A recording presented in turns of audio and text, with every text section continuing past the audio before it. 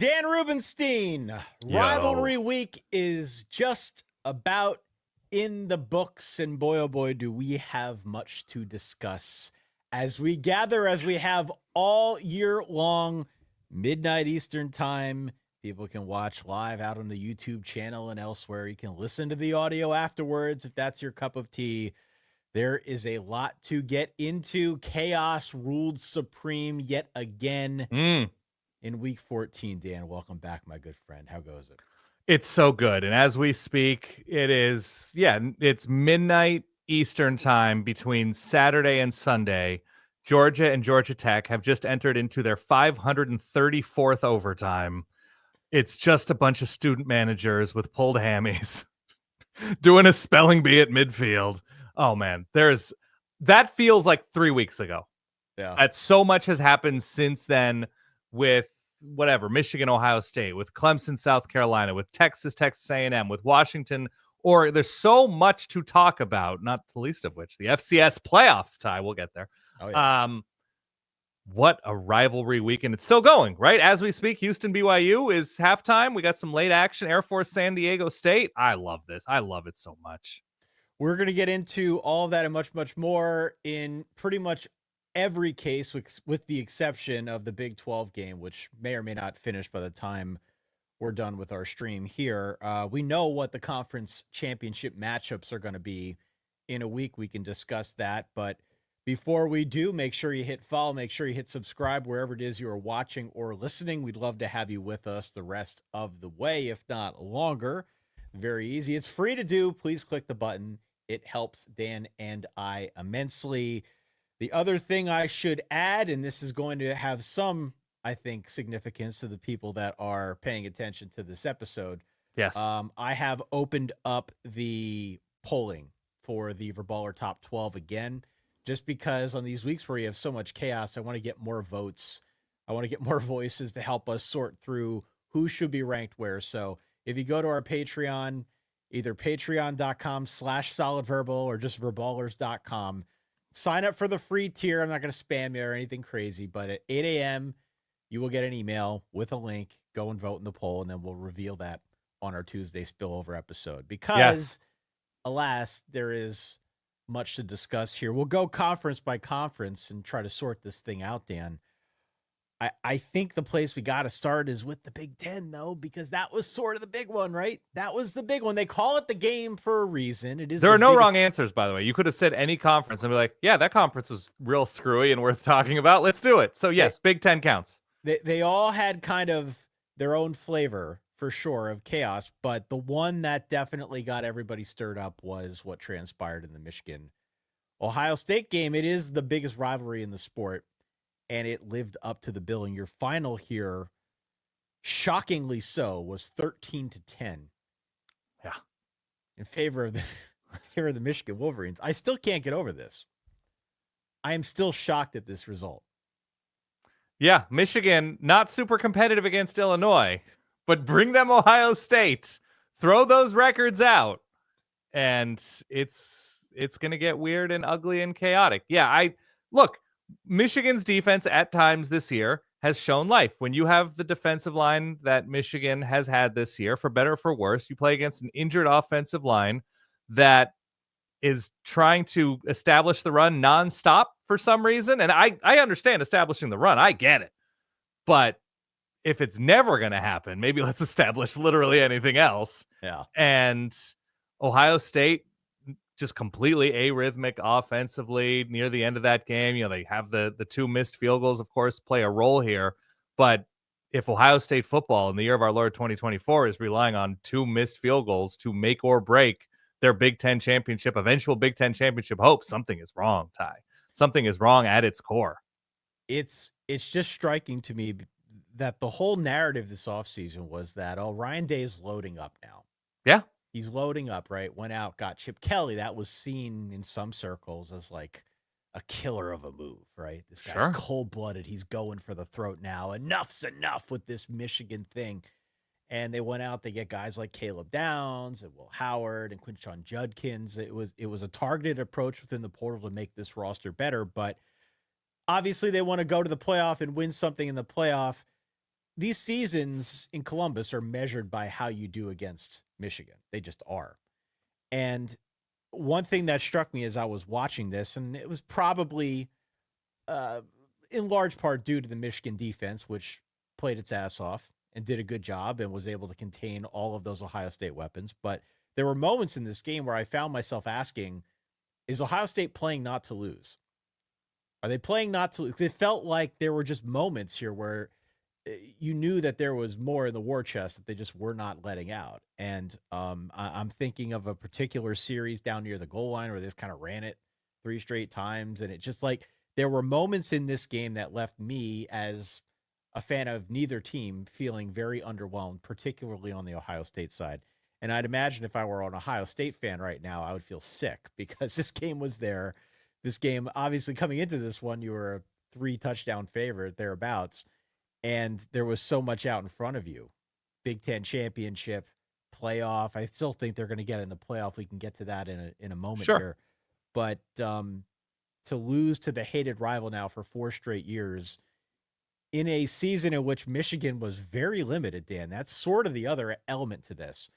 It's not like Michigan wasn't really playing with the quarterback this year. You know, that's kind of been that's been the punchline for Sharon Moore, for Michigan, for anybody rooting against Michigan, looking at that quarterback situation, it's been bleak.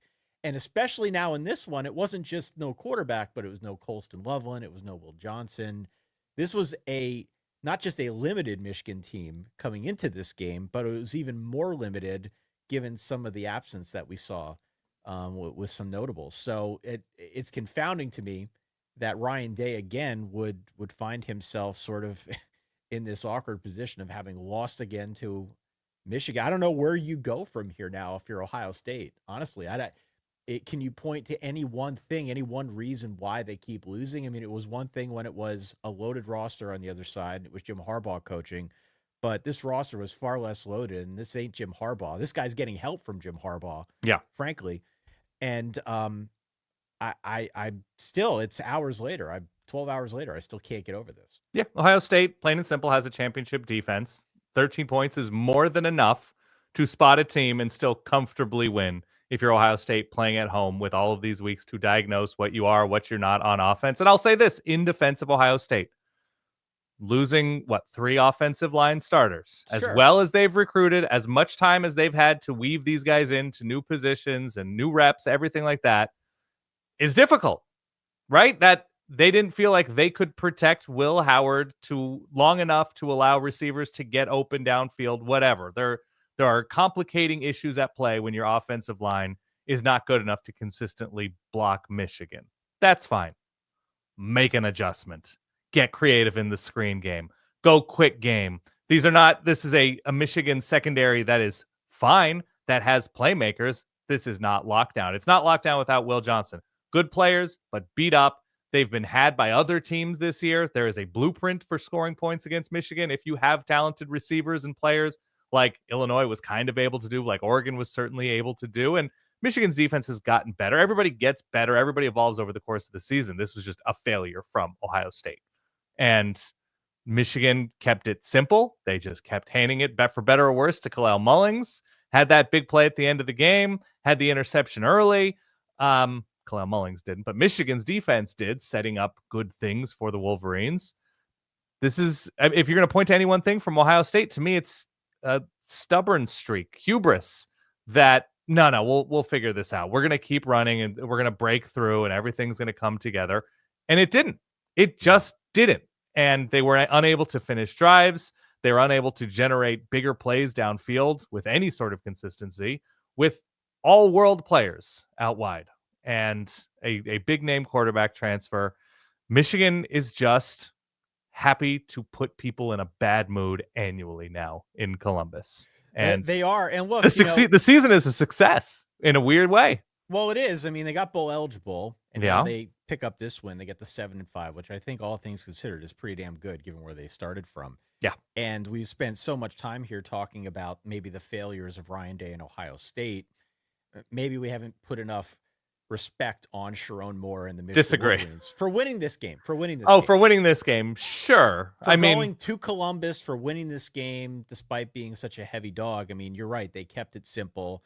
They were able to execute something of a game plan. It was a rock fight. They won this game, as we mentioned in our reaction show, with Davis Warren, who is certainly trying his best, it seems, throwing an all-time awful interception, at least in this matchup, if not this season, with, I think it was Hogan something is one of the backup tight ends, threw the interception to Jack Sawyer, a defensive lineman for Ohio State, on the goal line with his own tight end wide open. That was a really bad pick. That was a really, really bad pick. Yeah. I joked on Twitter Bryce Underwood should have waited a week and then upped his asking price to like $20 million because that was just such a horrible interception. Alas, your final Hogan score Hansen. Here, Hogan Hansen. Is there a better tight end name than that? Yeah. Beautiful. 13-10 is your final. Michigan pulls a huge upset over number 2 Ohio State.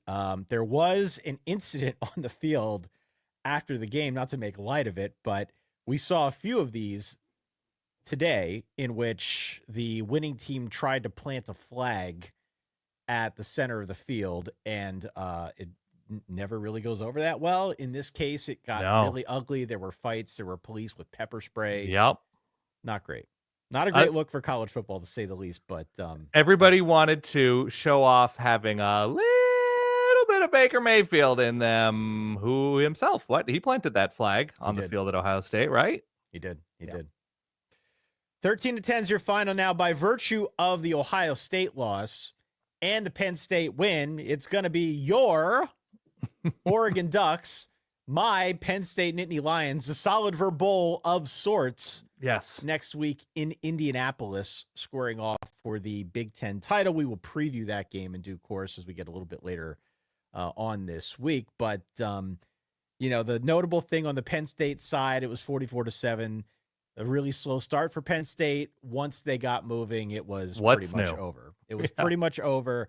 The, I guess, notable takeaway from this one is the way it ended, in which Bo Prabula threw a late touchdown pass pretty much as time expired, and Mike Locksley took some exception to it. So there was a frosty handshake, if you want to call it that, at midfield after the game. Mike Locksley did kind of like the bro hug thing where he brought James Franklin in close and like talked into his ear, and then James Franklin was yelling back at him a little bit. So there was that James Franklin, Maryland bad blood, especially in the Maryland direction. James Franklin at Maryland has gone back a number of years now. It has. And for his part, James Franklin, afterwards, they asked him about it in the presser, and he's like, look, I had my third string in. I'm not going to not tell these guys to go play football. They deserve it. And I get it. I understand both sides of it. And it's just one of those things. I mean, you find yourself now in this era of college football having to play for style points to some extent. And so they did. They win 44-7.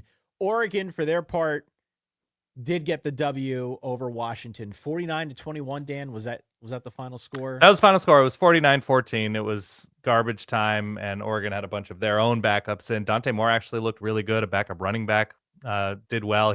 Dante Moore led Oregon on a touchdown drive at the end of the game. But yeah, it was Oregon's defense completely overwhelming Washington up front. I think they finished with 10 sacks on Damon Williams, the freshman quarterback for Washington, who for his part looks very promising, fast, athletic, a nice arm, made some nice throws. Washington, this year's Washington, not in the same league as where Oregon is right now, at least not on the field in Autzen Stadium, as Dan Lanning finally gets that monkey off of his back after losing his first 3 to the Huskies in dramatic fashion each time, it seemed. And this was Oregon running quite well, coming up with big stops on defense, and just harassing Washington up front. And it was any number of guys in the same way that I guess, Penn State completely overwhelmed Maryland up front with their pass rush. The other Big Ten team that, because of circumstance, figures to be part of this playoff discussion is the Indiana Hoosiers. Speaking of incredible stories this year, Indiana completes an 11-1 season. Their only loss was to Ohio State. They won the Old Oaken Bucket by a 66-0 score in the snow. Over Purdue. There was also was there a fake kick situation? It's fake punt. Up 38-0. Which screw it. Yeah, rivalry week. Stop it. Stop it, Purdue, if you don't like it. Indiana figures to get in. Obviously, Oregon and Penn State are going to find their way into the playoff. And I still think Ohio State will find their way in as well, though they may not be hosting a game. 2 top 10 wins Ohio State still has in their wins over Indiana and Penn State. So that was, I guess, chief among all the mayhem in Week 14. But at least in the Big Ten, yeah. We did have some other things go on around college football, as has sort of been the theme in 2024. Let's go to the SEC. Please. We should have known that things were going to be weird this weekend on Friday night. I had my cousin over. We were downstairs here. We were watching the Georgia Tech game. He said, what time should I come over? What games are good today? And I looked at the schedule. I said, well, clean old-fashioned hate. What's that? I said, okay, Georgia Tech, Georgia at least has potential to be kind of weird. Definitely.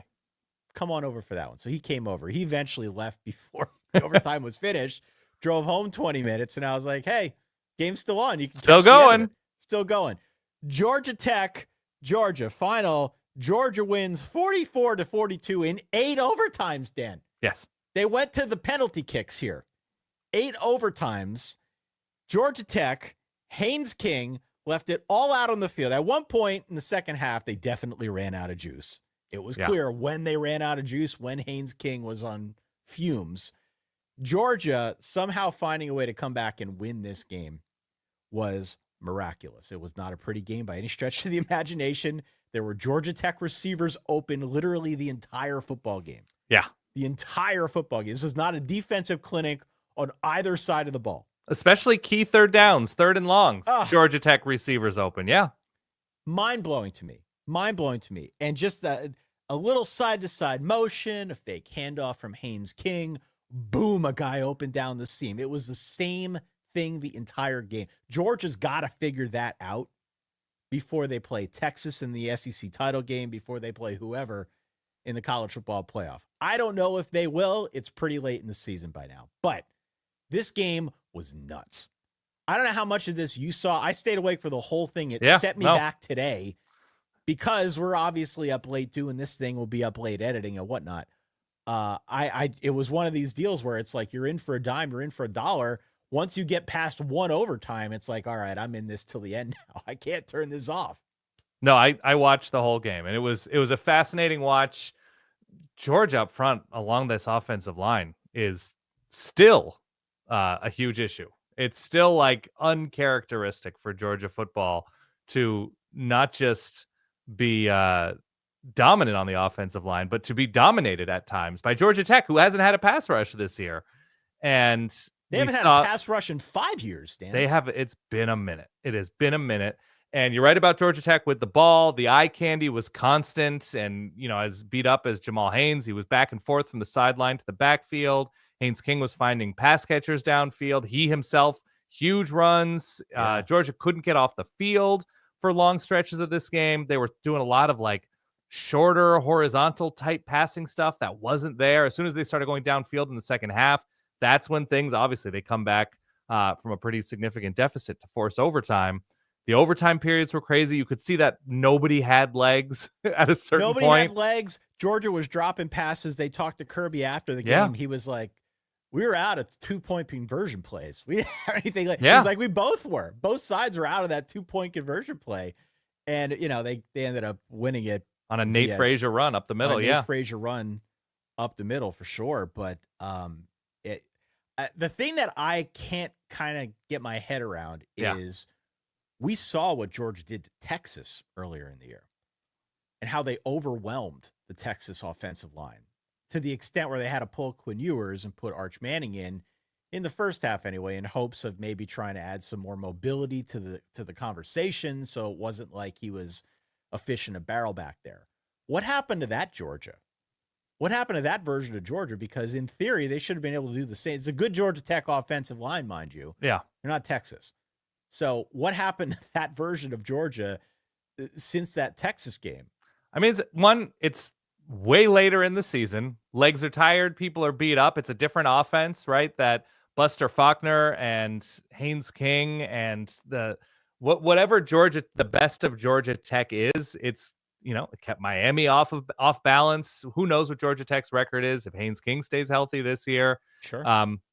They're a good team. They're an inventive offense. They keep defenses sort of on roller skates, and I'm not going to say Texas is more direct. They were just up for that game, that specific Texas game earlier on in the season, in a way that is just more difficult for whatever reason at the end of the season against Georgia Tech at home. Maybe they just felt like they could sleepwalk and beat Georgia Tech. I don't know. It doesn't seem like the Georgia way that Kirby Smart has this team winning a bajillion games. So obviously he's doing something right to keep this team motivated. But I don't know. It just, for whatever reason, whether it's a transfer thing, whether it's specific guys not buying in or not having the fire lit under them because Will Muschamp isn't a part of this defensive staff, whatever the reason, it comes and goes, right? That sometimes you'll see that, but then you have the Ole Miss game and you have the Kentucky game. Yeah. And sometimes it's the offense figuring it out. Sometimes it's the defense figuring it out. And sometimes you give up 30 points to Mississippi State or 40 points to Georgia Tech. And I don't know. I think we're holding Kirby Smart to like such a crazy standard because he is shoulder to shoulder with Nick Saban in terms of modern greatness at coach, that like your down year is still getting into the playoffs as a top 10 team. It's pretty good. It is pretty good. And it maybe has taken us to this point in the season, 14 weeks in, to again be reminded of the fact that this is not the same Georgia we have seen the last couple years. It just isn't. That's okay. It's okay, but it's a bit of a head trip. Yeah. If you follow it the way we do, it's a bit of a head trip. So Georgia finds a way to win 44-42, 8 overtimes, a miraculous way to come back and win. I really was hoping that like weird alt strategy or alt formation that Georgia Tech went with, like all the linemen split out to the left, trying to go to the tight end in the corner or the back of the end zone. I really hope that was the way. Like Kirby Smart wouldn't sleep until June if that had worked. But it did not. It did not work. Well, it was a penalty, but it didn't work. Yeah. It did not work. Now, Georgia was going to be in the SEC title game one way or another. This is not a conference game against Georgia Tech. It is a rivalry game. They are now going to square off against Texas. This was the play-in game that everybody had circled in advance of rivalry week. It was the newest chapter of the Texas A&M rivalry. They hadn't played since 2011, something like that. It's been a minute. There's some bad blood over losing that rivalry for whatever reason. Texas ends up winning by a 17-7 score. 243 rushing yards for the Texas Longhorns, Dan. That was sort of its own story. I think the primary story here, and one that will continue to be a theme now for as long as Texas remains active in the postseason, is defense. Yeah. What Texas did on defense was really something special against Texas A&M. This is not a perfect Texas A&M offense by any stretch. No. The Longhorns made Texas A&M look pedestrian whenever they had the football. And Lord knows they had opportunities. They had opportunities to get back in this game. I'm thinking of a drive later in the game after, I think, a turnover or a block kick where they had an opportunity down inside the red zone, inside goal to go scenario. Decide to go for it on fourth down, just can't get any push against this Texas front. Now, talk about play calling, that's a separate conversation as well, but the fact that the Texas defense throughout the course of this game kept rising to the occasion, only gave 7 points on the road, mind you, in Kyle Field, when everybody there was fired up and jazzed up for this next version of the rivalry. It just speaks volumes about where Texas is at. I don't know how it goes over in SEC circles that this is a newcomer to the SEC, right. And now it seems as if they might be the best team in the conference. Whatever. Yeah. Texas obviously is a fully formed product at this point. Well, now that they've started beating ranked teams on November 30th. Yeah. They've started beating ranked teams, but it's clear that they are a much more finished product than some of their peers, let's say, that are in this playoff conversation, which we can have in a second, in the SEC. So good on them. 17-7 is their final. Yeah, and it was their own mistakes on offense that led to points and at least the slowdown of their own rhythm on offense with it was a fumble and a pick six in quick succession, right? That's right. I like Marcel Reed. I'm entertained by Marcel Reed. I like elements of this Texas A&M offense. I don't believe, as of now, they have the players to play with the best of SEC defenses, which is right now what Texas, I believe, coming into this game, number one defense in terms of points per drive allowed, if you get rid of garbage time, in America. And so you need to bring all conference caliber receivers, running backs, left guards, what have you, to a game like this, to a big emotional game, if you're going to score 20 points, which is what was needed to beat tonight's Texas. And Texas A&M obviously has been beat up at running back. I saw Reuben Owens came back. He's been out all year. Yeah, it's good to But see him. in terms of a finished product, it's insane to think that in year one, Mike Elko will have a team ready to score 20 points against this kind of defense, even though it's at home, even though there's the emotion there. The best of them, maybe if this game is simulated 10 times, 100 times, whatever, the big plays are breaking their way sometimes. But Texas is just much closer to a finished product because of the speed and violence of this defense. And especially in that first half, you were seeing Quinn Ewers make some beautiful throws. Wasn't all 4 quarters. Texas A&M did a nice job adjusting and forcing punts, whatever, in the second half, as they've done all year long. But I did come away impressed with the sort of, I forget the term we used last year, the Quinn Ewers, just sort of the flick of the wrist, and it's 38 yards downfield. He had a couple of those, which was cool to see. The reverse touchdown call in the back of the end zone. So Texas more and more is looking like a team through its defense first that can beat anybody in the country if they're not making a ton of mistakes on offense and they get something downfield at times. This is a very difficult team to get the best of right now, and especially if they're running. Yeah, especially if they're running the way that they ran tonight. Contravion Wisner, 186 on the ground. He was a revelation. They finished with 240 on the ground and a touchdown. That one touchdown was a nice run earlier in the game from Arch Manning, who came in a goal-to-go scenario. Really nice run around the side, jumped, dove, walked the tight wire along the sideline, dove, hit the pylon, and got the touchdown early on. But if they're running, which has kind of been an ongoing conversation with Texas, given some of their injuries, and having that aspect of their offense work as well is, right, to your point, it makes them much more difficult to defend. This puts Texas now in the SEC title game. Obviously, they're going to be in the playoff in some capacity. It's just a matter of seeding. I think both Georgia and Texas are in. More Bevo Ugga fun. More Bevo Ugga fun. Yeah. The question, and I think the real intrigue around the playoff at this point then is, well, okay, we figure those two teams are probably going to get in some regard.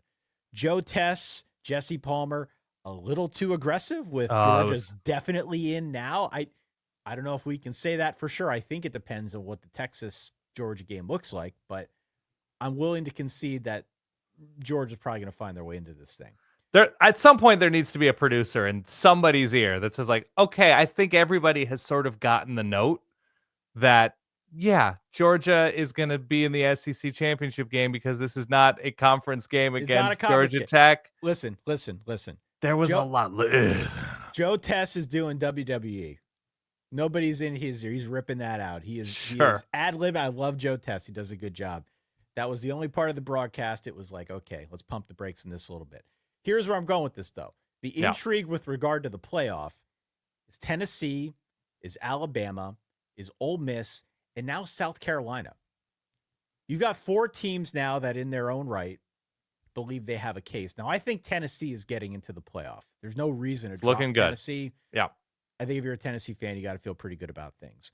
Bama was ranked 13th in the latest college football playoff rankings.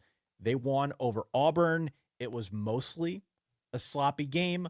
It was fine. Yeah. Auburn, had chances, had more than enough chances in this one. It was frustrating, I think, if you were an Auburn fan to watch this one and know you had chances, but just didn't feel like you could do a whole lot with it. Right. 28-14, Alabama emerges victorious in the Iron Bowl. Ole Miss won on Friday. They played the Egg Bowl on Friday instead of Thursday this year, which took a little bit of getting used to. 26-14. Mentioned that a little bit earlier in the broadcast. Nice long run from Ulysses Bentley, who had been sort of missing. The lightly used Ulysses Bentley. The lightly used, and yeah, Ole Miss was sort of able to overwhelm. I mean, that's my word of the day, word of the season, whatever. Mississippi State up front. I like Michael Van Buren. He throws a nice ball. He's kind of a gunslinger, kind of gutty. He's going to get sacked a bunch, but it's a fun offense for him to hopefully develop in. We've talked about the Van Buren boys here. Yeah. We love the Van Buren boys. The other team now is South Carolina. South Carolina knocked off Clemson. Yeah. 17-14. This was truly Lenoris the creator. We've been joking about Lenoris Sellers all year, calling him Lenoris the creator. This was Lenoris the creator. I don't know if you saw the run that they won on the 20-yarder. But that was like one of 5 runs from Lenoris Sellers in this game. Like emerging from an exploding Death Star alive, zipping through space, turning what looked to be a 7-yard long. That's why we call him Lenoris the creator. He's just out of nothing, out of thin air, makes happiness for the South Carolina offense. Yeah, I mean, it was a really, really solid effort from Lenoris Sellers, to say the least.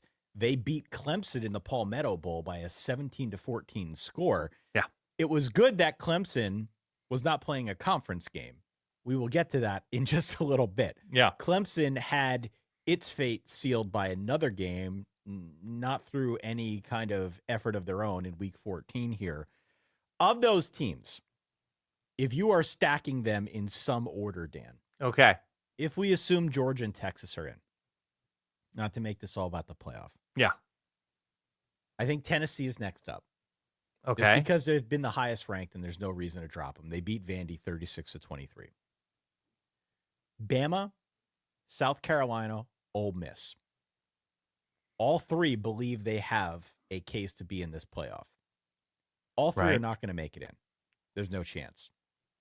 There's a chance that it's only Georgia, Texas, and Tennessee who make it in. Right. If you are ranking, though, Bama, Ole Miss, South Carolina, in which order are you stacking those teams, and who do you believe should get in? Okay. Maybe I'm wrong on this. I've been paying attention to 7,000 games. Ole Miss and Bama have not played this year, correct? Correct. And South Carolina got destroyed by Ole Miss at home. Correct. South Carolina was quite close and had an opportunity against Alabama. Correct. To win on the road. 27-25 is that final. It's a very close game. Ole Miss and Alabama both have, I think Ole Miss's loss to Kentucky is more embarrassing than Alabama's loss to Vandy. But dude, especially if you saw that Louisville game today. Oh my God. Yes. That was a train wreck. I know, but it's a different part of the season. Teams don't have the depth this part of the year. I don't know. I'm trying to extend grace as long as I possibly can to some of these teams and situations that the Kentucky team that beat Ole Miss is not, the Kentucky team that beat Ole Miss is in a very different headspace emotionally, losing to Louisville today, giving up 944 yards on the ground. God, it felt like that. It was so bad. It was such a bad game. That was tough. I guess right now I would have Ole Miss slightly ahead of the other 2 teams. I don't know. I'd be interested to hear what the Verballerhood has to say. Because if I'm also going to say, there's no good answer, right? If I'm going to say that it's unfair to look at that loss as being the same Kentucky team, then you can't say that South Carolina team that lost to Ole Miss is exactly the same team today than it was then. So it's just sort of like your preference and your opinion. I'm most entertained right now by South Carolina. I recognize that the Ole Miss defense probably presents more of a challenge than South Carolina's defense is quite strong, but more of a challenge than Alabama's defense at times. But Alabama and Jalen Milroe is more of a challenge than Jackson Dart at times, with Jackson Dart the way he finished the game just last week. And I don't know. That's my answer. That's my official answer. I'm going to send it to you on official Dan Rubenstein stationery.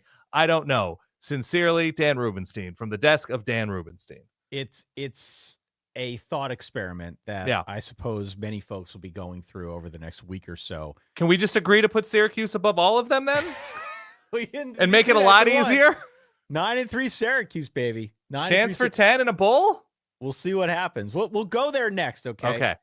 But just to put a bow on this, write in solidverbal@gmail.com or leave us a comment wherever you can. We'll be curious to get everybody's thoughts on how you would stack those SEC teams up. I don't think they're getting certainly more than 4 teams. I mean, for a while there, it was like, wow, they might get 5 teams in. This conference is so loaded. This is a flawed conference. It's a fun conference. There are a lot of good teams. There's a ton of talent. That's always the case with the SEC. But let's just cut that act right now. They might get 4. I think in all probability they get 3. My hunch is it's Tennessee and Bama finding a way in, but who knows? We got to see the way that this thing shakes out and what goes down next week. I don't even is it weird to say, does the SEC, and this is probably a question and a conversation for the Tuesday show, are there any cute stories at this point in the SEC? Is it Florida? Who's the feisty, scrappy, they're not perfect. They're pretty flawed, but it's kind of cool how things have shaped up these past few weeks. I think that might be the only candidate right now. I guess Mizzou is it's not cute because they were already good last year, but they finished pretty strong for Mizzou, even with the loss to South Carolina. But I guess that's where we are as a society now, that Florida is the cute story in the SEC. Yeah, it's Florida, it's Mizzou, it's just generally Mike Elko and probably Michael Van Buren. Sure, but I mean, just it ended so poorly for Mike Elko with no touchdowns on offense that you're just like, well, okay. You mentioned the Syracuse Orange, Dan, 42-38. Yeah. They knocked Miami right out of the ACC title game. They handed that spot to Clemson. Just talked about that. Yeah. Handed it to Clemson. And suddenly now it puts Miami's playoff case in a bit of hot water. Remember, SMU had already clinched. SMU was already going to the ACC title game. They won 38-6 in resounding fashion over Cal this week. So left no doubt. Yes. Left no doubt. No Fernando Mendoza, though, I believe, right? No Fernando Mendoza, but they left no doubt that they're a top 10 team in this iteration of college football, week 14. This Miami game, though, and you know this, we have been talking about Miami on the road. Miami on the road the last couple weeks of the season. What is that going to have in store for the Canes? Mainly because their defense has left a lot to be desired. Yeah. And they have constantly put Cam Ward in this position where he's got to bail out the defense. And that works to some extent because he's a really good player, borderline Heisman contender, probably a first-round NFL draft pick. You can do that with a player of that magnitude. However, you can't always do it. We saw a couple weeks ago, that was when a loss happened. Now this week, to close out the year, a lot to play for. You win, you're into the ACC title game. You can aspire for more, win that game, get a first-round bye, perhaps, in the playoff. Miami was highly ranked enough. That was certainly within the realm of possibilities. 42-38. The defense let him down again. Cam Ward could not do it all on his own. Defense was in short supply on both sides of this. It's not like Syracuse was out there, holding Miami to 302 yards or something crazy. They had some moments, for sure. They had some stops that made this possible. But this is a cautionary tale of, A, what happens when you put it all on one player, and B, what happens when you go to the JMA Wireless Dome and play against the Franimal, Dan. When you I tried to tell you. When the shower is on the line with the Franimal, you don't want to F with the Franimal. 42-38 is your final. Miami goes down for the second time this year. Yeah, I mean, it is. There's a lot of bummer about this, obviously, from a Miami perspective, not making the ACC championship game because offensively, I mean, it wasn't even just Cam Ward, right? He has to throw to people. Xavier Restrepo, record-setting receiver, made a ton of plays once again, had a key miscue where he, I think, fumbled it and it gets returned. It was returned for a touchdown, right? So some miscues from the Miami offense. They kick a field goal to go down 4 on 4th down late in this game. It was a curious decision from Mario. Going for the tie. Decision. And in the end, it was as much as we want to pay attention to Kyle McCord, it was LaQuint Allen on the ground icing this one, hurdling, literally jumping over Miami players. And the cutaways to Mario on the sideline were just very Arrested Development Job, like, oh, I'm really in it now. Oh, old boy, you've really done it this time. Just like the seething silence of Mario Cristobal on the sideline, where Cam Ward and this offense did plenty once again to win this game. Defense just needed to be decent. Get off the field 1.5, 2.5 more times. There is one stat here that jumped off the page to me, and I watched the whole game, and in the flow of a game, you're not keeping track of these stats. You have no reason to, but afterwards I looked it up. They allowed 7 of 10 on third downs for Syracuse. Yeah. Syracuse was 70% on third downs. Their defense couldn't get off the field. This was not a defensive clinic one way or another. No. But Miami should be better than this. With everything that Miami brought back, with how I think Miami has done really well in the recruiting game and whatnot, I mean, this is a defense that should be better than this, even though Syracuse plays a solid brand of offense. Let's be real. They're a 9-3 team. They got to be better than this. They got to be better than this. And the decision that they made inside of 4 minutes, it's 4th and 10, 4th and goal from the 10, I guess, to be specific. Inside of 4 minutes, they're down 7. They kick the field goal. If you believe in your quarterback, if you are willing to put everything on your quarterback the way they have for a chunk of the back half of this season, and in that moment against a team that isn't known for its defense. Tired legs on the Syracuse defense, yeah. There was every reason that Mario should just give the ball back to Cam Ward and say, go out there and make a play. And in that moment, he buckled. He didn't do it. He decided he's going to turn it over to his defense, a defense that gave him no real reason to believe that it could get a key stop, and they didn't. And they ended up losing 42-38. So, I mean, but the reminder is, every decision that works out is a good decision. Well, sure. Every decision that doesn't work out is a bad decision. And so if they had gotten stops, right? And if I had wheels, I'd be a bicycle.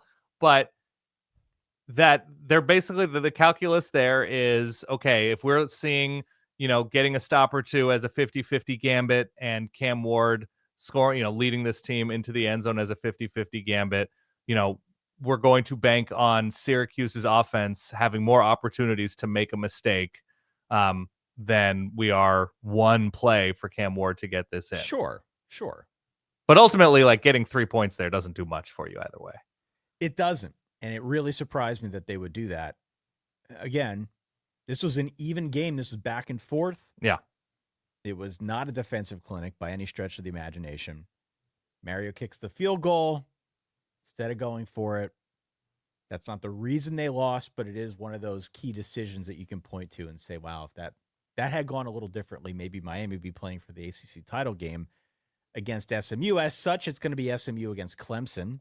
Clemson, we mentioned Clemson earlier, also took a loss this week against South Carolina. It'd be something if Clemson were to come back now and win the ACC title against SMU. How might that affect playoff conversations? Well, they're not getting a bye. Yeah, probably not getting a bye for sure. But there's a lot here that I think still possesses true chaos potential going into Week 15 championship week, depending on how some of these things shake out. We could talk about some of the other ACC action here as we get a little bit deeper into this episode a little bit later on. But I did want to circle back now to the Big 12. Please. The reason we haven't talked sooner about the Big 12 is because there is one more Big 12 game that is going on that will determine who makes the conference championship.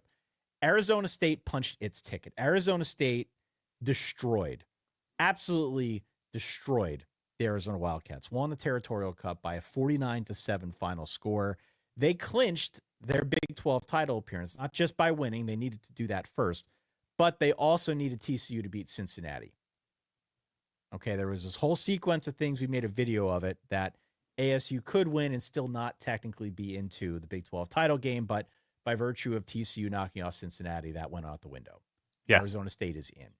At present, and this game is late in the third quarter, BYU is beating Houston by a 21-10 margin.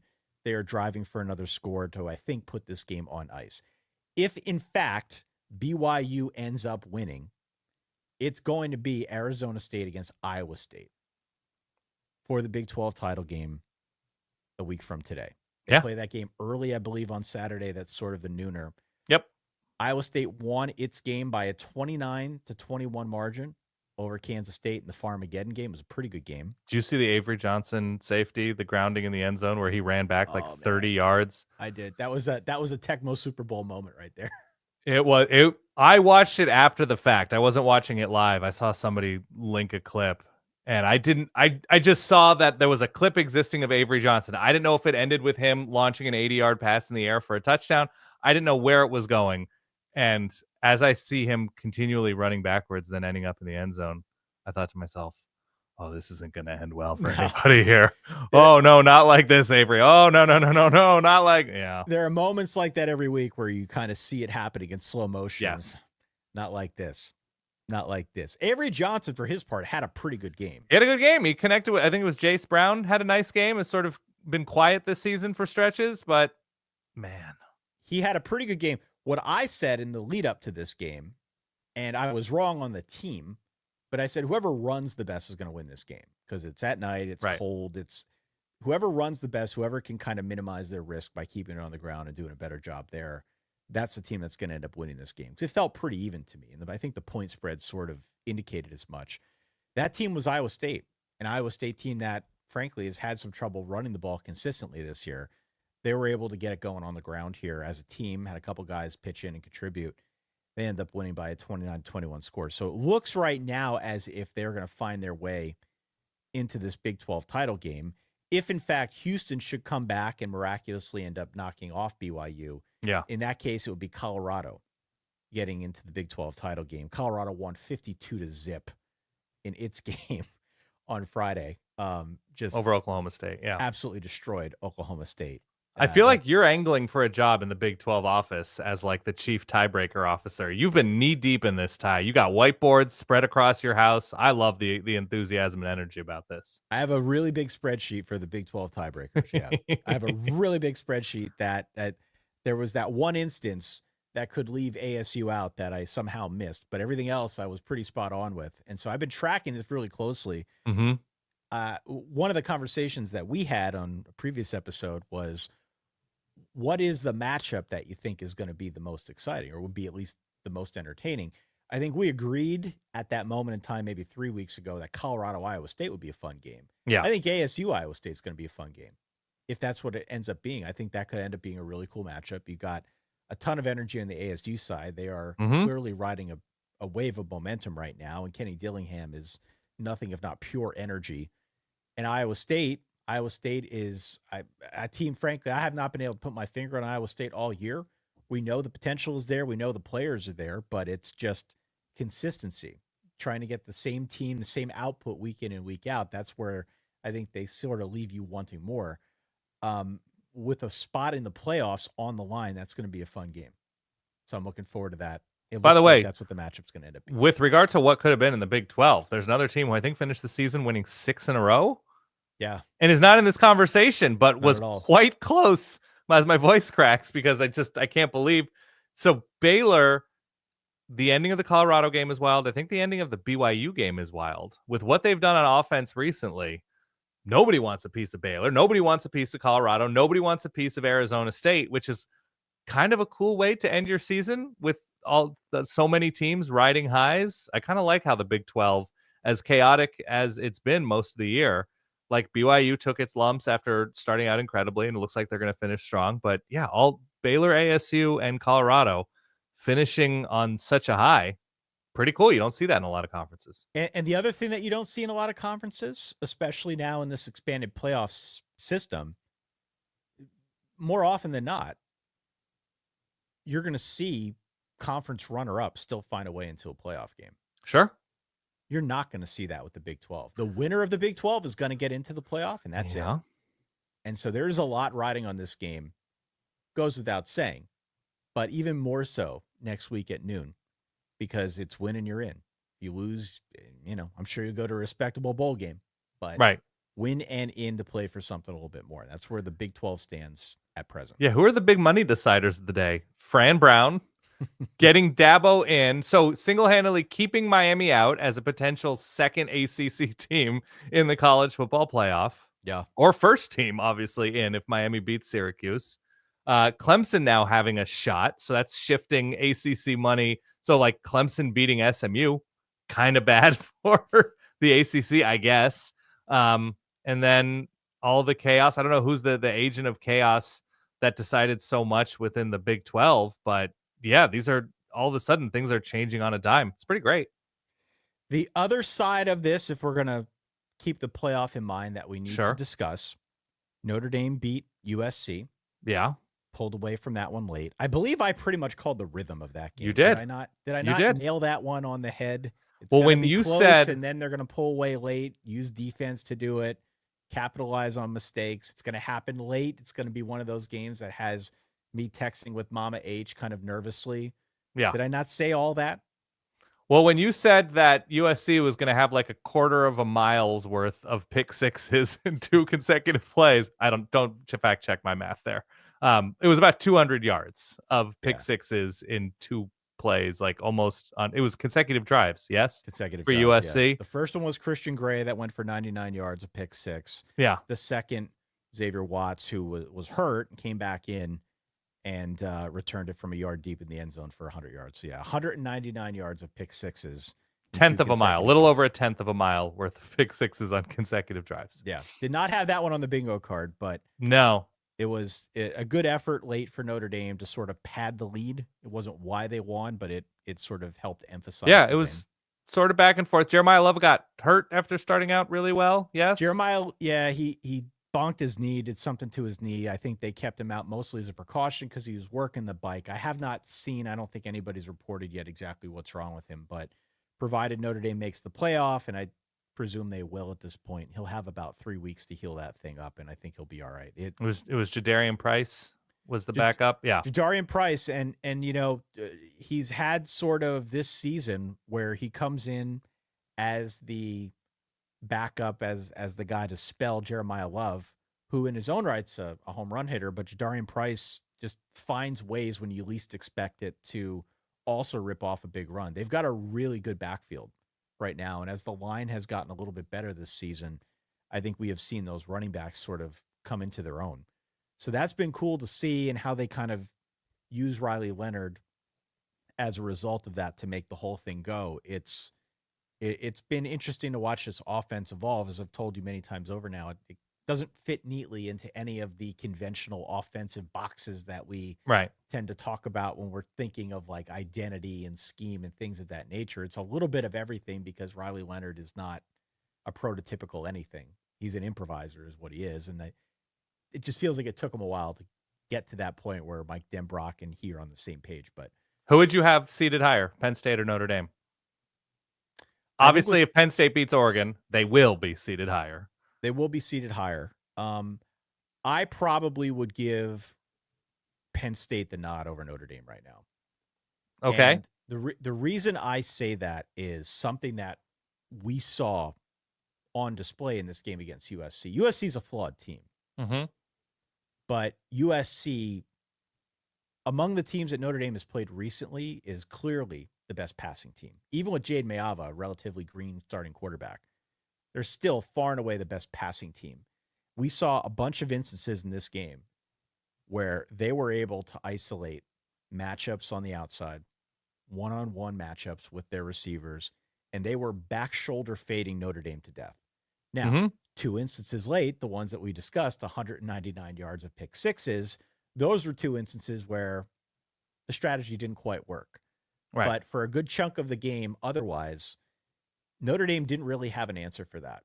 And secondary, with some of the injuries they have taken on, Benjamin Morrison, chief among them, it's been an experiment to say the least. It's been an experiment to see how this secondary responds to offenses that they've played this year. And certainly now, part of why I was a little bit terrified of this game was I know USC can throw.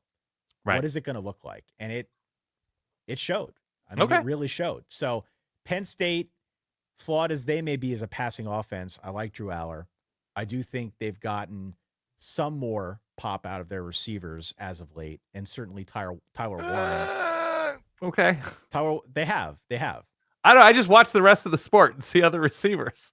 Tyler Warren is again a matchup nightmare for anybody. So I think Penn State could throw on Notre Dame. And so I'd be inclined to put them a little bit above them. Okay. Well, you've got to include resume and wins and how those wins go. Obviously, that's a huge part of it. But okay, fair enough. Notre Dame, look, they took care of business. They did their part. They won a rivalry game on the road. They're going to be in it. They're probably going to be seated right either above or below Penn State with the way this thing shakes out. But, I mean, everybody in college football is going to be seated above or below Penn State in some regard. Yeah.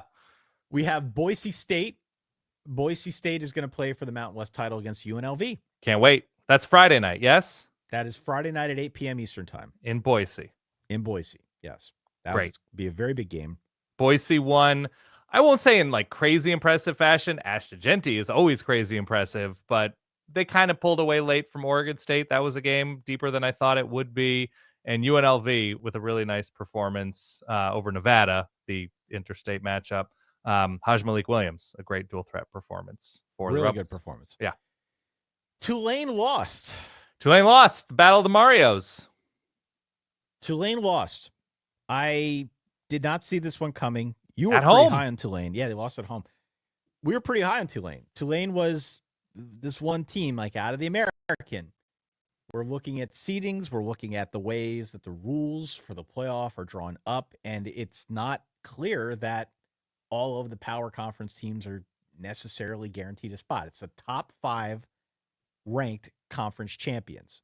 So there was at least a school of thought that if everything kind of continues and we don't have too much chaos, at least on the Tulane side, they could find their way into a very interesting conversation of potentially being ranked above a conference champion. That would have especially been true now as we do this episode, given what else is going on around college football. But Tulane lost. They got run all over and committed too many turnovers, gave away too many possessions, threw the ball well. Yeah. Mario Williams was very good, but Mario Anderson for Memphis, Battle of Marios, kept them on the field. Way too long. Yeah. Memphis isn't even a running team. They ran all over Tulane in this game. So those are the sort of notable matchups. I do want to give a call out to some of the other games that I think were meaningful here and there, but just to kind of circle back on all of this, we've got 3 conference championship games on Friday night. Conference USA is going to be a rematch of a game we saw today that Western Kentucky won. Western Kentucky against Jacksonville State.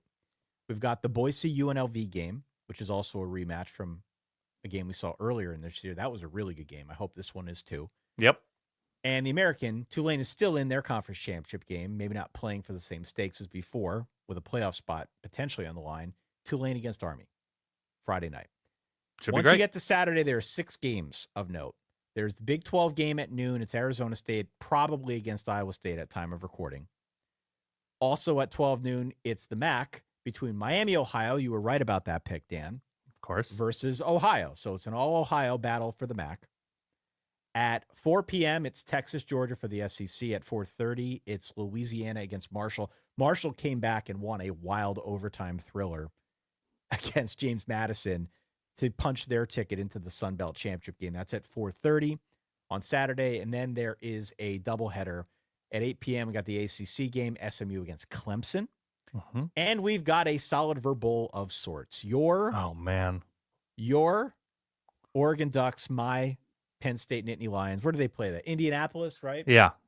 Lucas Oil Field. That game is also at 8 p.m., the Big Ten title. So much more to come on the conference championship front. We will preview those games a little bit later on this week. I've flirted with going to Indy. It's an easy drive for me. It's a little farther for you. What's about 2.5 hour ride for you? Yeah, a little over 3, I want to say. From Chicago? Yeah. Not a great drive, just in terms of like beautiful glacier vistas or anything like that. It's a pretty flat, unspectacular drive. But it's easy. I flirted with it, but I think I would only go if you were going, and it's kind of difficult. We got to do the stream after, so we would have to do the stream like from the dome in some way, or I don't know. Yeah, if there are any tech whizzes out there with access to like high-speed satellite or fiber internet, give us a holler. We could also just stream it live from the comfort of our own homes. So we'll see. We'll see. I don't know. We'll see. All things are. It depends. The pizza options, honestly, at this point. All right, let me give a shout out to a few games here that jumped off the page to me. We still have to read tweets. We still have to play. Oh, we got a lot of reverbs. emotion. We still got to do dude alerts. We're going to zip through these as best we can. We don't want this to be an hour show. It's already pretty late. Please. Or a 3-hour show. It's already Yeah, pretty we're already late. at an hour. A couple ones here that jumped out to me. Did we mention Duke earlier in the episode? No, but we should. Duke is maybe the quietest 9-3 team. I still don't know if Duke is that good. But the fact that Duke is 9-3 is an absolute coup for Manny Diaz in year one. So good on him. Louisville destroyed. Where is my sound here? I have it. Guess who just got murdered? They destroyed Kentucky 41-14. They had 358 yards on the ground and 4 touchdowns.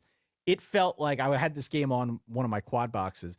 It felt like they were ripping off a gigantic run every time I looked at the television. Yeah. Absolutely mind-boggling. A lot of exercise. NC State, another one of these games where you had the flag planting afterwards and the fight that ensued. This was a wild game with the way it finished because he had Omarion Hampton scoring a go-ahead touchdown inside 2 minutes, only to have NC State's Hollywood Smothers then come back and score a 2-yard touchdown. Yeah. With 25 seconds left. That gave them the win and made them bowl eligible. It's been a season of disappointment. It's been a rocky year. It's been a rocky season, but the fact that they're able to get bowl eligible, I think, is meaningful. So good on them. Yes. Minnesota retains the axe stand. 24-7 over Wisconsin. Wisconsin is bad. Man. Wisconsin had 43 yards in the first half. They had 166 yards in total. It goes without saying the Minnesota defense is way too much for where this Wisconsin offense is at. They have problems that they need to solve this offseason. This is the end of a bowl streak, yes, for Wisconsin? Streak. Like something like 17 years? Maybe my year is off. You could fact check me. It was a long streak. They're not going to a bowl. Iowa beat Nebraska in the Heroes game. Yes. Can't confirm. 13-10. Iowa won with 5 first downs, 164 total yards, and going 0 for 10 on third downs. It's a special kind of magic that Kirk Ferentz weaves this time of year, Ty. It's like Chopped, but with weird football circumstances. Oh, make me a win, but do it by going 0 for 10 on third downs with just 5 first downs the entirety of the football game. Did you see the stat about Kirk Ferentz when his team is under 200 yards? It was Kirk Ferentz. I apologize. This is not my stat. Let's be clear. I saw somebody on Twitter post it. I'll try to credit them. He is like 6-7 when Iowa does not put up 200 total yards. And the rest of college football in that time, during like as Kirk Ferentz's tenure has lasted, is like 14 and 950. Like, he is a true wizard. And that's something to be treasured in a very backwards, sad way. Unbelievable. Yeah. Rutgers kept Michigan State from going to a bowl in Jonathan Smith's first year. You warned me about this one. Mm-hmm. You said all Rutgers does is crush emotions. This is a snow game. And Michigan State just hasn't been that good. Rutgers at least sometimes is pretty good. Rutgers scored on 8 of their 9 possessions. Yeah. They rushed for over 200 yards. They had 10 more minutes of possession. I should have known then to go against my Gila monster, but I did. Rutgers finished at 7-5. 7-5, Michigan State 5-7. A few other ones that I wanted to call out. Please. I'll call out Utah beating UCF, not so much for the win, but because Gus Malzahn has resigned. He's out. He has resigned, and he is taking over as offensive coordinator at Florida State. So he's sort of pulling a Chip Kelly. Mm-hmm. Leaving one coaching spot to take on an assistant role. We'll have to see which direction UCF goes. It's a program that values football and is trying to build something there.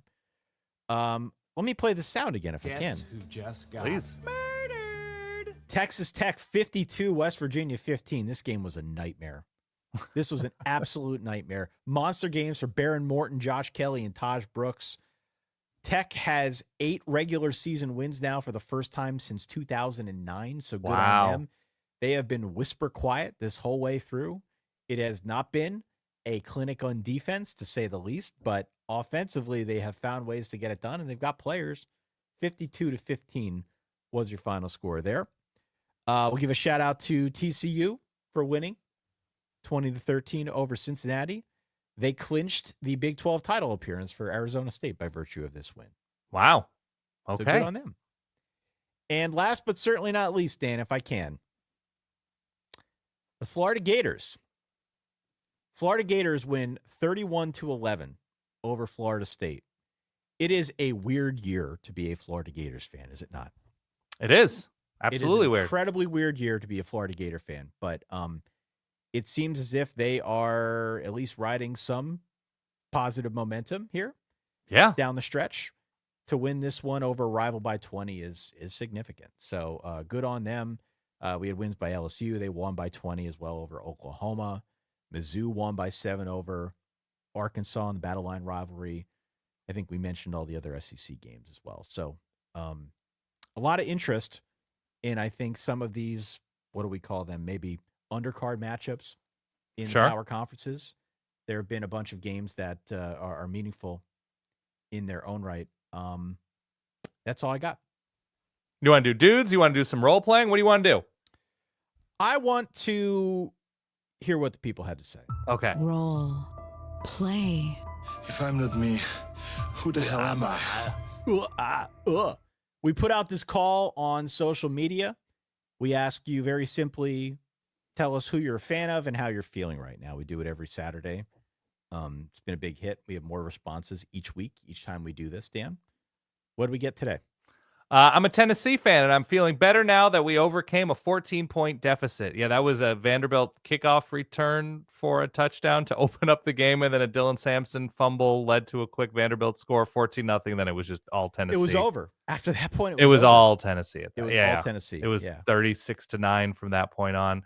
I'm a Baylor fan, and I'm feeling LOL. Ty picked Kansas. Heart in all capitals. I'm a Penn State fan, and I'm feeling unprepared for a big event next Saturday that I was told we were invited to. I'm an Illini fan, and I'm feeling citrusy.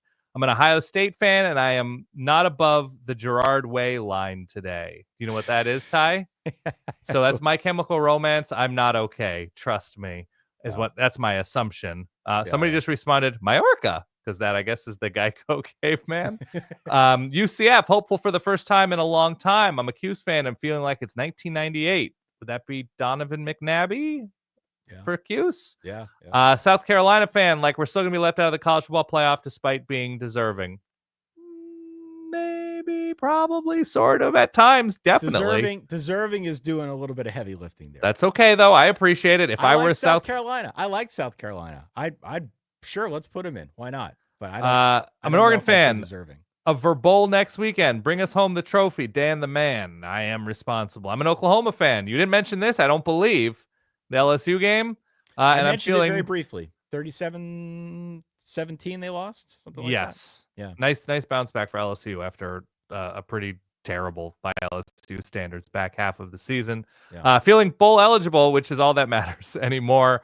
Georgia Tech, optimistic about the future. Miami, Mario gonna Mario. You're a Georgia Tech fan and a Miami fan? That's wild. I'm a Kentucky fan. I'm feeling devoid of feelings. I'm a Kentucky fan. I'm feeling nothing. I'm seeing a trend here, Ty. I'm a Gator fan, feeling satisfied. Yeah. I'm a Washington fan, and I'm feeling like the but zero national championship jokes for Oregon might be dying. They were always sad to begin with, let's be honest. I'm a Notre Dame fan, feeling good. Bearcat, hopeless. Syracuse, washed because the Franimal gets to take a shower. Arkansas fan, I'm feeling like I've seen this movie before. Late game losses under Sam Pittman. Miami, hopeless. Hoosier fan, feeling merciless. And finally, Steve, the Michigan fan, says, love the shit out of you, man, with the gif of Sharon Moore. So there you go. I still don't know how Michigan won that game. It's going to take me a few days. Hey, Iowa to Ohio State. That was the joke online today. They did. They really did. It's remarkable. We also put out a call asking you to help us highlight the best individual performances in Week 14 in Rivalry Week. We call those Dude Alerts. Yes. What do we get this week, Dan? The Colorado, threesome, whatever you want to call it, so it's LeJontay Wester out wide, Shedeur Sanders throwing his final line here? It says 438 and 5 touchdowns for a rating of 208. Yeah. Nice little Not bad. Friday morning. Not bad. It's Oklahoma State, but still, Travis Hunter was everywhere on both sides of the ball. Seems like he just won himself the Heisman.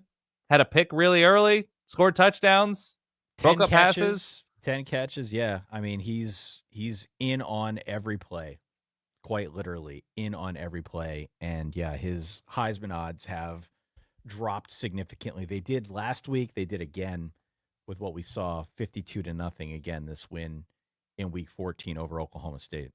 I've got Josh Kelly at Texas Tech, the Wazoo transfer, had himself a really nice year, became a go-to guy for an up-and-down Texas Tech offense, but he was a huge part of it, obviously, with Taj Brooks. Elijah Surratt, in a winning effort, goes for $165 against Purdue. Jordan Tyson, once again. Cam Scadaboo keeps doing it as well for Arizona State. In a losing effort, Kanata Mumfield for Pitt. Pitt, what do you say, they lost their last 5? Yeah, by the way. Oh, man. I do have the sound on the board just in case we need it in a losing effort. Oh, okay. Who else do I have? How about this? How about the duo of, I think it's Walker Egit? I hope I'm pronouncing that right. Nick Nash, obviously, has been a dude all season long. San Jose State. How about Kenya Matalolo as a dude, an honorary dude? Yeah. San Jose State was a weird shootout loss against Wazoo, a crazy rain game against UNLV. I know these are excuses, but like, could have legitimately been 8-4, 9-3 in year one of Kenya Matalolo taking over. It's not running the option. Not running the option. It's much more air raidy with Craig Stutzman over there at San Jose State, but a nice win against Stanford. Once again, Stanford finishes 3-9. Nice season for San Jose State. How about that? There's another dude.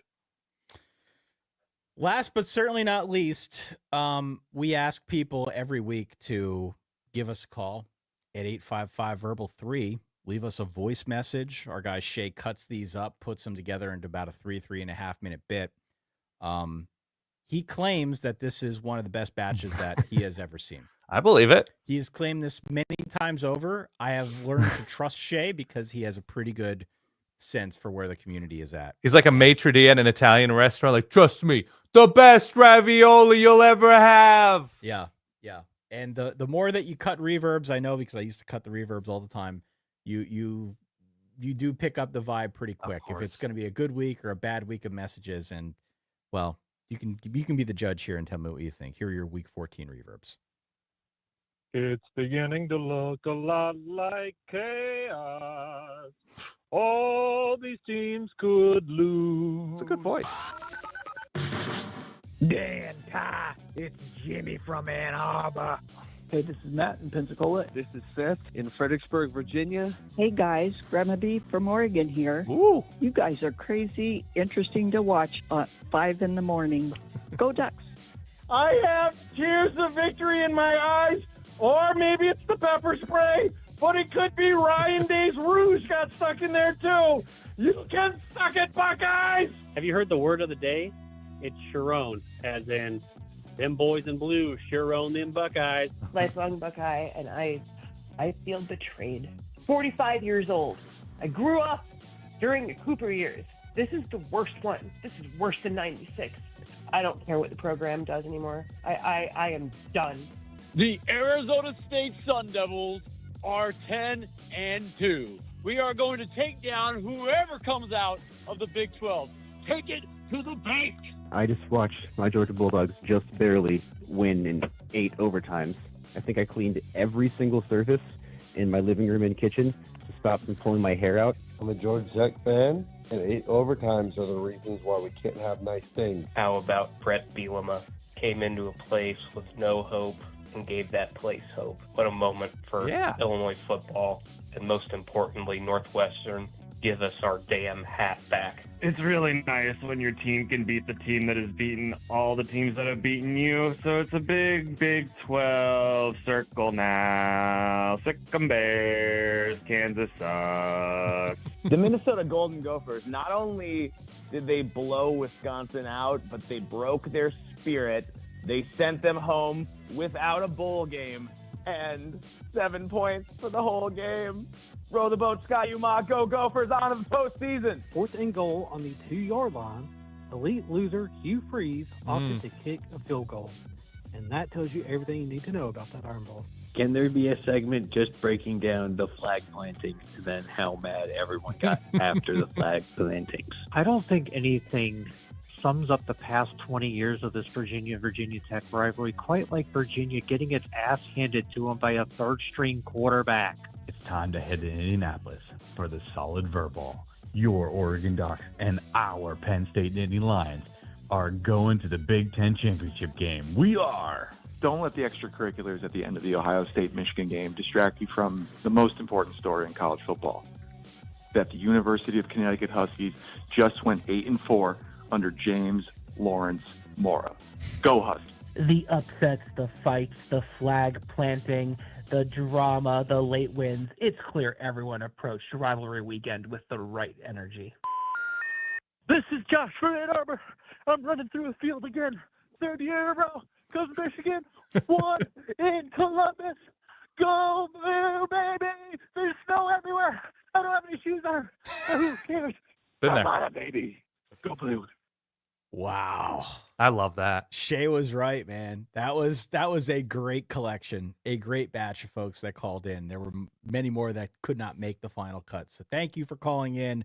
By the way, we did not mention the Commonwealth Cup between Virginia Tech. Final score was 37-17. The aforementioned backup quarterback for Virginia Tech is a gentleman by the name of William Watson III. Yeah. So you and I have to have a discussion this week if we're going William, Bill, or Willie Watson. Well, he goes by Pop. I know he goes by Pop, but yeah, we can kind of go by what we want to go by. I know. That's been our MO on this show. Yeah, it's true. Okay, I'm going to think on this. I'm not going to get any sleep tonight thinking on William Watson's new name. I did see a lot of, just in line with all of the emotions on the Reverb calls, a lot of like Clemson fans, Ohio State fans posting pictures of their respective basketball coaches with like, "You're our only hope." Posting like, well, actually Ken Palm really likes where this defense is early on in the season. So there's that at least. Dan, there is one more thing. Oh, what do we have? Oh,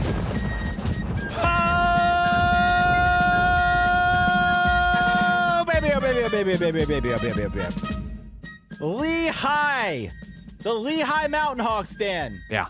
Rallied for 2 scores in the final 10 minutes to knock off the Richmond Spiders. They are moving on. They are squaring off next week in the Kibbe Dome, Dan, against number 8, your Idaho Vandals. Mine, yes. To hopefully move on in the FCS. So we have a decision to make now. We have 3 options, frankly, next week. We could go to... Where could we go? To Moscow? Is it Moscow, Idaho, or I think it's Moscow, not Moscow. Moscow. We could go to Indianapolis for the Big Ten title. Of course. We could go to the Kibbe Dome. Sure. Domes in the Pacific Northwest are wonderful. We've been to the one at North Dakota We're just State. going to Cabo for a wrap party on the season? That's option 3. Option 3 is to just sort of do our thing here. Oh, okay. To stay and not go anywhere. Stay, maybe we'll do something online. But yeah, those are our options. So we have a lot to discuss here. We appreciate everybody. Did Lehigh plant a flag on the field in Richmond? I don't believe they planted a flag in Richmond, no. All right, hold on. Let's zoom in the camera on me. I want the tight camera here. To all you losers who said Richmond is going to run this one up on the Lehigh Engineers of Mountain Hawk territory. To everybody who said that Lehigh didn't have a chance, a snowball's chance in hell, to go on the road, to leave the friendly confines of Goodman Stadium. Stadium. It's Goodman Stadium, yeah. My God, what a joke you have turned yourself into. Lehigh is shutting up mouths coast to coast, Ty, and I couldn't be happier about it. As a team that is almost as good as Lafayette, they have done so many good things for this beautiful sport.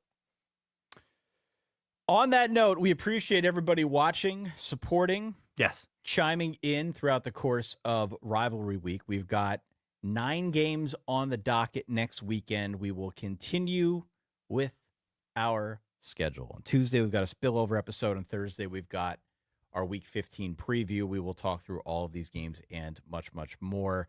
The show goes on. The season is not done quite yet. No. We've got playoff business that needs to be sorted out. We've got conference championships that I think still have potential to be really weird, as they have been all season long. So keep it right here. Hit follow, hit subscribe so that you don't miss any of our episodes. And again, I'll reiterate what I said at the top of the episode. Please go on out to verballers.com. If you sign up for the free tier at verballers.com, I promise I'll do the Scouts Honor thing. I'm not a scout, but Scouts Honor, I will not spam you. We just want you to vote in our poll. We're going to open the poll up to everybody. 8 a.m. Sunday morning, you're going to get an email to go and vote in the Verballer Top 12 poll. All are welcome. Got to sign up for the free tier. Yes. But after you do, you're going to get that email. We want to get your vote. That's all. Can I read to you? Because I'm checking in on the BYU Houston game. There was just a very crazy fumble sequence. Well, I'm just looking. I'm saying Zion Chris, Houston quarterback, runs for a loss of 38 yards to the Houston 18. Zion Chris fumbles, recovered by BYU Blake Mangelson. Zion Chris fumbled it twice on that sequence. I've got it. How are you watching games as we're recording? I'm trying to. Oh my God, Ty. Look at you. All right. Dan Rubenstein, a fun show as always. Thank you to everybody who tagged along with us on this journey. For myself, Ty Hildenbrandt, for that guy, Dan Rubenstein, thank you so much for downloading, for listening, for supporting. We'll talk to you all soon. Stay solid. Peace.